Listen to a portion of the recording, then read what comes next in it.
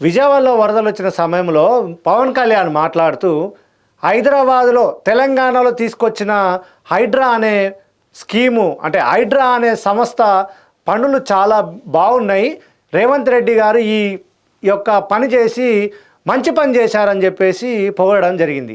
దీనిపైన మీ అభిప్రాయమే? ఇప్పుడు అంతా మీరే చెప్పిండ్రు అలా నేను చెప్పడానికి ఏం లేదు. అయితే ఏమున్నా కానీ ఈరోజు ఉప ముఖ్యమంత్రి ఆయన 200 కార్లల్లో కాన్వాయ్ పోయిందంట. ఆడ సర్టిఫికెట్లు పోగొట్టుకున్నది వాస్తవమే, చాలామంది గిన్నెలు పోయినాయి వాస్తవమే, చాలామంది ఇబ్బంది పట్టుకున్నది వాస్తవమే. ఇది ఆడ మానవ తప్పిదాల వల్ల, చెరువుల కబ్జా వల్ల జరిగినటువంటి విలయ తాండవం. దాన్ని 100% దాన్ని చేయాలి. కానీ ప్రభుత్వం వాళ్ళని ఆదుకోవడంలో పూర్తిగా విఫలమైపోయినారు. కనీసం ఒక 10,000 రూపాయలు వాళ్ళకి ఇచ్చే పరిస్థితులలో ఈరోజు లేకుండా పోయింది. ఈరోజు వాళ్ళు అన్నమో రామచంద్ర అనే తిరిగా ఈరోజు కమ్మల పరిస్థితిలో ఈరోజు ఉన్నది.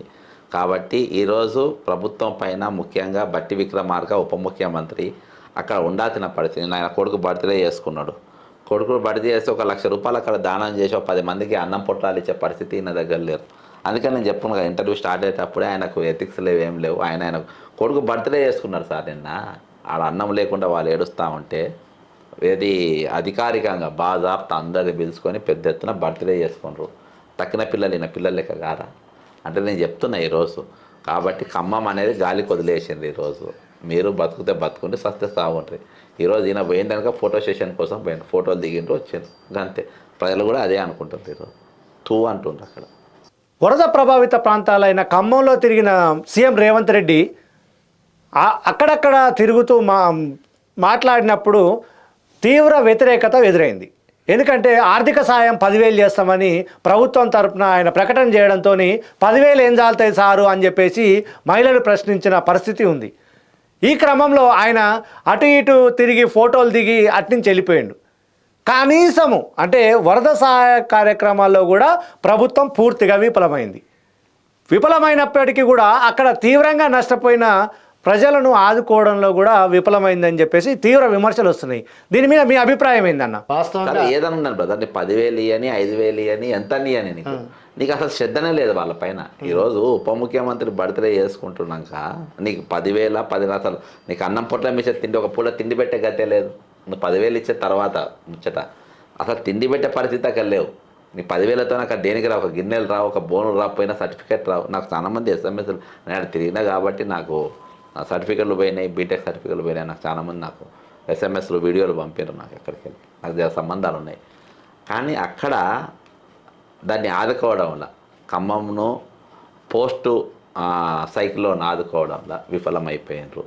వాళ్ళని ఆదుకోలేకపోతుండ్రు. ఇంకో ప్రశ్న అన్న, కొత్తగా ఏర్పాటు చేసిన విద్యా కమిషన్ ద్వారా తెలంగాణ రాష్ట్రంలో పేదలకు కానీ ప్రభుత్వ స్కూళ్ళకు కానీ ఏదైనా న్యాయం జరిగే అవకాశం కనిపిస్తుందా?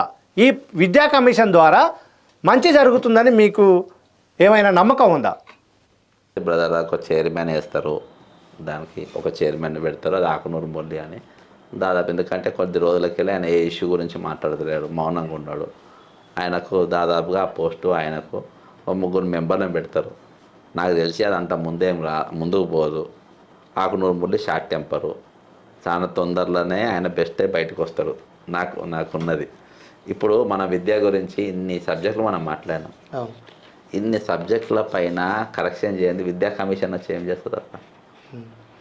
ఇప్పుడు ముఖ్యమంత్రికి రాజుకు చిత్తశుద్ధి ఉండాలి, వీటిని మనం బాగా చేయాలని. ఆ చిత్తశుద్ధి లేనప్పుడు నువ్వేం చేయగలుగుతావు? అర్థమైందా? అసలు ఆయనకే లేదు. ఇది ఒక పోస్ట్ బ్రదర్, ఒకరికొక పోస్టు, అంతేగాని ఆయనతోని ఇవి బాగు చేయాలి, ఆయనతోని మంచి జరగాలి అనే ఉద్దేశం మాత్రం ఏడ కూడా మీకు ఉండదు, మనకు కనబడదు. ప్రైవేటు యూనివర్సిటీ పైన ప్రభుత్వం యొక్క విధానం ఏంటి? ఈరోజు మీరే మీ ఛానల్ వేసినట్టున్నారు, ఉస్మానియా యూనివర్సిటీ బొచ్చడు కబ్జా అయింది. దానిపైన మీరు ఏం చేస్తుండ్రు? నేను కమిటీ చేసిండ్రా? కబ్జాలు తొలగించిన మీరు తొలగిస్తారా? బిల్డింగ్లు కూలబెట్టి తిరిగి అది పట్టుకొని వస్తారా? ఈరోజు ఫస్ట్ ముఖ్యమంత్రి గారు యూనివర్సిటీలో పర్యటన చేయాలి. ఏమున్నా బ్రదర్, చీఫ్ మినిస్టర్స్కు మినిస్టర్స్కు ఎమ్మెల్యేస్కు విద్యాలయాలపైన సరైన అవగాహన ఉండాలి. కమిషన్కు కొద్ది పరిధి ఉంటుంది. కమిషన్కు విస్తారమైన పరిధి ఏముండదు. ఒకవేళ కమిషన్ వేసి నిజంగా వాళ్ళని ఫ్రీగా పనిచేయనిస్తే ప్రభుత్వ కళాశాలలు, పాఠశాలలు, విద్యాలయాలు, విశ్వవిద్యాలయాలు బలోపేతం చేసే బాధ్యత కమిషన్ పైన ఉంటుంది. నిజంగా కమిషన్ సిద్ధశుద్ధితో నేసి వాళ్ళు పనిచేసే వాతావరణం కల్పిస్తారంటే హ్యాపీ. లేకుంటే మొన్న మహిళా కమిషన్ ఉన్నది, మహిళా కమిషన్ ముందు మహిళా కాంగ్రెస్ వాళ్ళు పోయి ధర్నా చేసినట్టు ఉంటుంది. ఎంత చెండాలో ఒక కమిషన్ ముందు మీరు బాధాప్త ముఖ్యమంత్రి ఆఫీస్కి వెళ్ళి మహిళా కాంగ్రెస్ వాళ్ళ ఫోన్లు చేసి మీరు పోయి కేటీఆర్ వస్తుందట ధర్నా చేయడం, కేటీఆర్ వస్తుందో ఒక జ్యుడిషియల్ ఎంక్వైరీ ఎదుర్కోవడానికని లోపడిపోయినప్పుడు మీరు అక్కడ ధర్నా ఎట్లా చేస్తారు? నంబర్ 1. రెండో పాయింట్, అలా ధర్నా చేయడం ఎంత తప్పో అలా రాఖీలు ఎట్లా కడతారు బీఆర్ఎస్ మహిళలు? అంటే కమిషన్కు ఉండాల్సిన పరిధి ఏంటంటే సీఎం ఆఫీస్కి తెలియదా? సీఎం ఆఫీస్కి వెళ్ళి ఫోన్లు పోయినాయి బ్రదర్. సీఎం ఆఫీస్కి వెళ్ళి ఫోన్లు చేసి మహిళా కాంగ్రెస్ వల్ల ఫోన్లు చేసి నేను చెప్పిన మీకు ఏమైనా బుద్ధి ఉందా? ఎవరన్నా ఒక కమిషన్ దగ్గర పోయి ధర్నా చేస్తారా? కోర్టు ముందు ధర్నా చేసుడు ఎంత తప్పో కమిషన్ ముందు ధర్నా చేసుడు కూడా అంతే తప్పు. ఎందుకంటే వాళ్ళకి జ్యుడిషియల్ పవర్స్ ఇస్తారు. జ్యుడిషియల్ పవర్స్ ఒక జ్యుడిషియల్ టీం ముందు, ఇన్స్టిట్యూషన్ ముందు మీరు ఏ విధంగా ధర్నా చేస్తారు మీరు?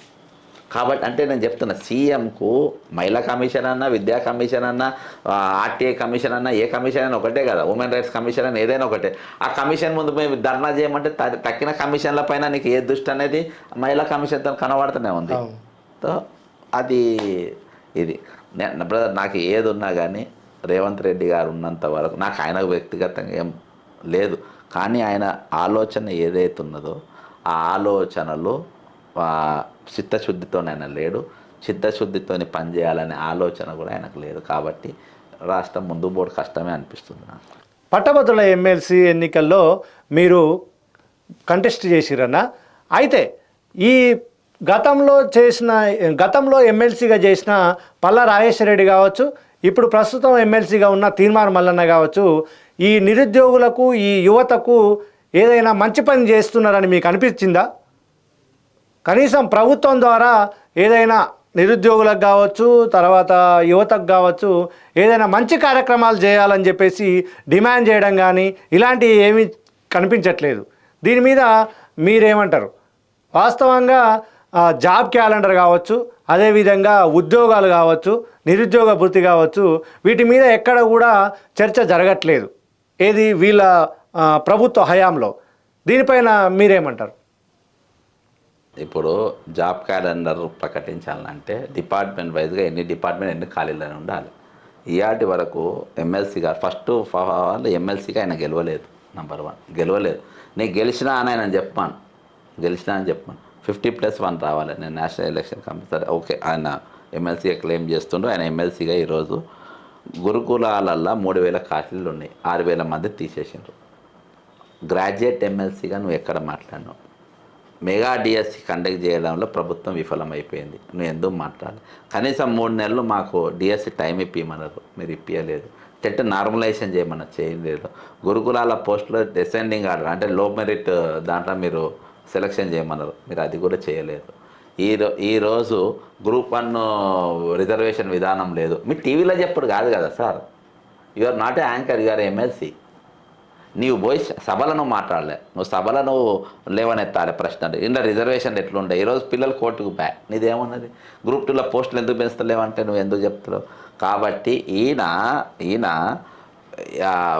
రాజకీయంగా లేకుంటే ఆర్థికంగా ఏ విధంగా బాగుపడాలో ముఖ్యమంత్రి కనుసనలలో ఏం మాట్లాడినా ముఖ్యమంత్రి కనుసనలో పనిచేస్తుంటూ రెగ్యులర్గా ముఖ్యమంత్రికి అందుబాటులో ఉంటుండు. ముఖ్యమంత్రి డైరెక్షన్, ముఖ్యమంత్రి కోపం వచ్చే పని ఏది చేస్తలేరు.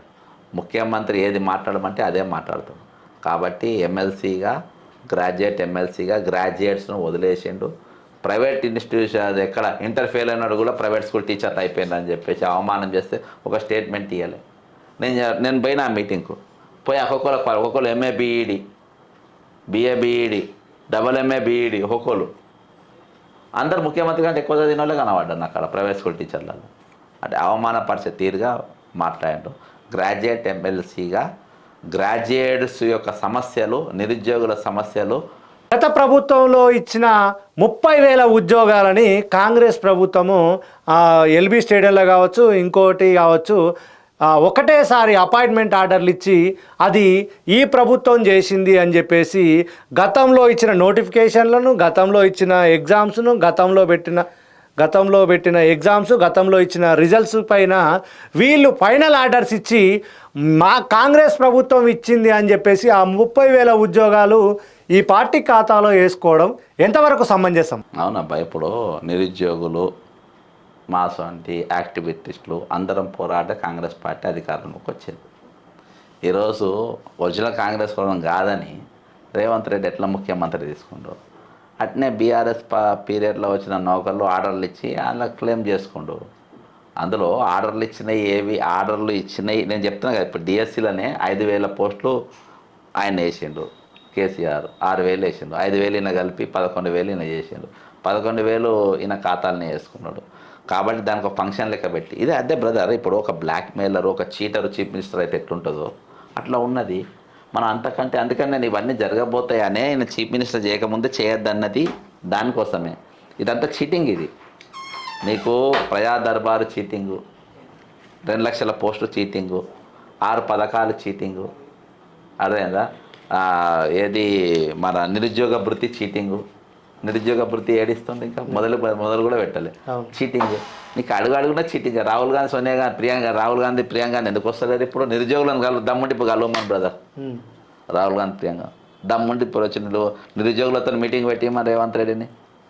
కాబట్టి ఇవి ఎక్కడ కూడా ఏడ కూడా ప్రభుత్వం క్లియర్గా లేదు. ఇవాళ ఒక చీటరు ఒక ఏది ఫేక్, అన్ని అబద్ధాలు చెప్పేటోళ్ళు. కేసీఆర్ గ్యాంగు దండుపాలెం గ్యాంగ్ అయితే ఈరోజు ఉన్నది ఏది చెడ్డి గ్యాంగ్. అటువంటి వాళ్ళ పాలన ఇంతకు మించి మనం ఎక్కువ ఏం ఎక్స్పెక్ట్ చేద్దాం. మనం ఎక్స్పెక్ట్ చేస్తే మనం చాలా ఎక్కువ మాట్లాడుకున్నాం. ఆ స్థాయిలో వాళ్ళు లేరు. ఆ స్థాయిలో మనం అంత మాట్లాడాల్సిన అవసరం కూడా ఆ స్థాయిలలో వాళ్ళు లేరు. మన రీచ్లో వాళ్ళు లేరు, చిల్లరగా ఉన్నారు. అన్న, గత ప్రభుత్వం మీద ఈ ప్రభుత్వం మీద మీరు ఫైట్ చేస్తూనే వస్తారు. అయితే కేసీఆర్ గవర్నమెంట్ మీద, కేసీఆర్ మీద మీరు గతంలో 179 కేసులు వేసారు. ఏది కాళేశ్వరం కావచ్చు, ధరణి కావచ్చు, ఆ తర్వాత ఫోన్ ట్యాపింగ్, ఇలాంటి కేసులు ఎన్నో కూడా వేసారు. ఇలాంటి ఇప్పుడు ప్రస్తుతం ఈ 3 కేసులు చాలా కీలకమైనవి. అయితే కేసీఆర్ కావచ్చు, కేటీఆర్ కావచ్చు, ఈ కవిత అయితే ఏ విధంగా అయితే మద్యం కేసులో అరెస్ట్ అయిందో ఈ కేసీఆర్, కేటీఆర్ అరెస్ట్ అయ్యే అవకాశం ఉందా? రేవంత్ రెడ్డి ఆ ప్రయత్నం ఏమైనా చేస్తాడా? బ్రదర్, గొర్రెల స్కామ్ ఎండి లక్ష్మారెడ్డిని దేశం దాటిచ్చిండ్రు వీళ్ళు. ఫోన్ ట్యాపింగ్ దేశం దాటిచ్చిండ్రు. TSPSC question paper leak Janardhan రెడ్డిని ఆయనను అరెస్ట్ చేయలేదు. 4 లక్షల సిమ్లు ఉన్న విద్యాసాగర్ రెడ్డిని ఇవాళ శ్రీనిధి నీ దగ్గరనే పెట్టుకున్నాం. ఎక్కడిది యాక్షన్? బుడ్డోళ్ళను గొర్రెల స్కామ్లో బుడ్డోళ్ళను అరెస్ట్ చేశాం. కాబట్టి ఆ స్థాయిలో ఎవరిని ఏమన్నారు బ్రదర్? ఇదంతా ఒక పబ్లిక్ కోసం నడుస్తున్న ఒక డ్రామా. అందరికీ బాస్ మేఘా కృష్ణారెడ్డి, అందరు పైసలు అందరు ఎవరు వాటాలు వాళ్ళు, రామేశ్వరరావు కానీ ఈయన కానీ బరాబరు పంచిండ్రు. ఈరోజు తెలంగాణ అనేది మనం ఊహించిన స్థాయిలో లేదు. తెలంగాణ ప్రజలు ఎవ్వరు కూడా ఆత్మగౌరవం ద్వారా మాట్లాడుకునే పరిస్థితి మనం లేదు. మన అందరం కూడా ఈరోజు తెలంగాణ ప్రజలు 99.9% మన ఓట్లు కానీ మన ఆత్మగౌరవం కానీ వేలం పాట వేసుకొని అమ్ముకుంటున్నాము. కాబట్టి ఈరోజు ఆ పరిస్థితి లేదు. ఆ పిక్చర్లో మనం దరిదాపులో కూడా లేము.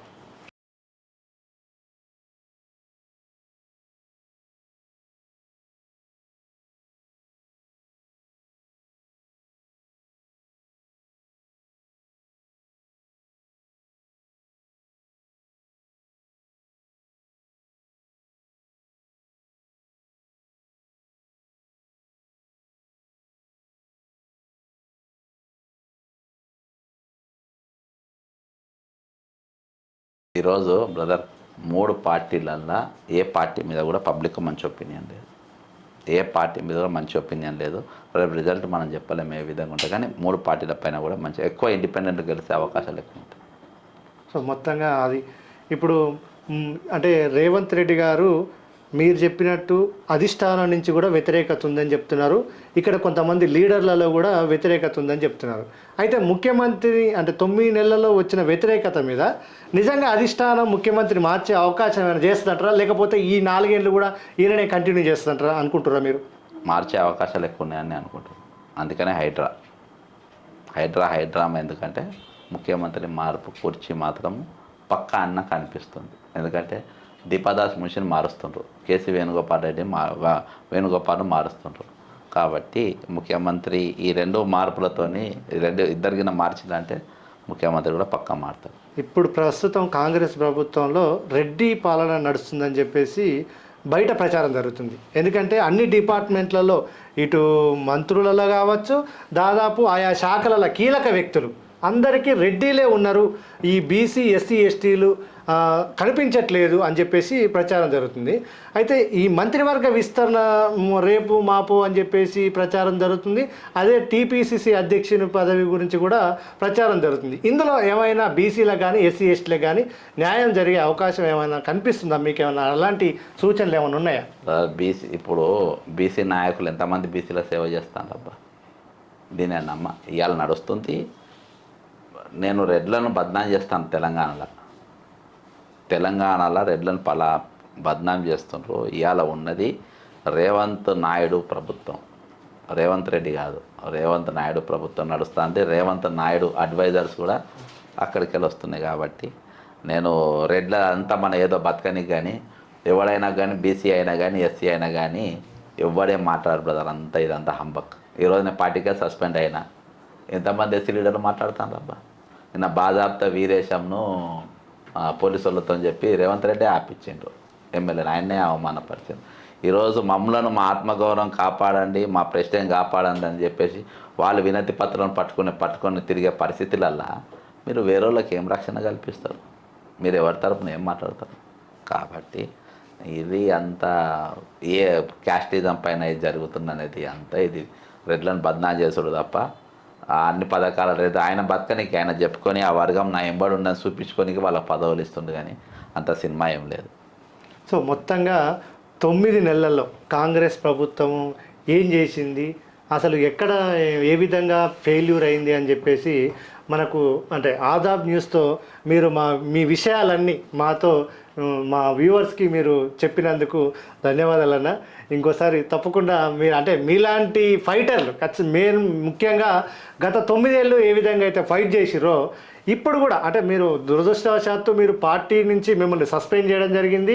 సరే, మీరు ఆ పార్టీ నుంచి బయట ఉన్నప్పటికీ కూడా ఆ పార్టీలో ఉండి కూడా మీరు ముఖ్యమంత్రిని అంటే ముఖ్యమంత్రి అభ్యర్థిని మీరు వ్యతిరేకించారు. వాస్తవంగా ఈయన ముఖ్యమంత్రి ఉండకూడదు అని చెప్పేసి మీరు ముందుగానే ప్రెస్ మీట్ పెట్టారు, మేము చూసినాం అది. ఎందుకంటే ముఖ్యమంత్రి అనే వ్యక్తి ఇలాంటి వ్యక్తి సరిపోడు, తెలంగాణ రాష్ట్రానికి ఇప్పటికే చాలామంది అంటే ప్రజలంతా అన్యాయంతో బాధపడుతున్నారు, ఈయనని మార్చాలి, ఈ పర్సన్ ముఖ్యమంత్రిగా ఉండొద్దని చెప్పి మీరు చెప్పడం జరిగింది.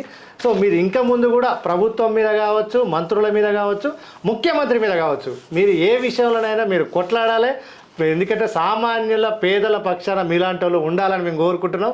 మా ఆదాబ్ న్యూస్కు ఇంత అంటే 1.5 గంటలకు పైగా మాతో మీరు ఈ ఇంటర్వ్యూలో మాకు అవకాశం ఇచ్చినందుకు మా ఆదాబ్ న్యూస్ మా ప్రేక్షకుల తరఫున మా తరఫున మీకు ధన్యవాదాలు అన్న. థ్యాంక్ యూ అన్న. Thank you.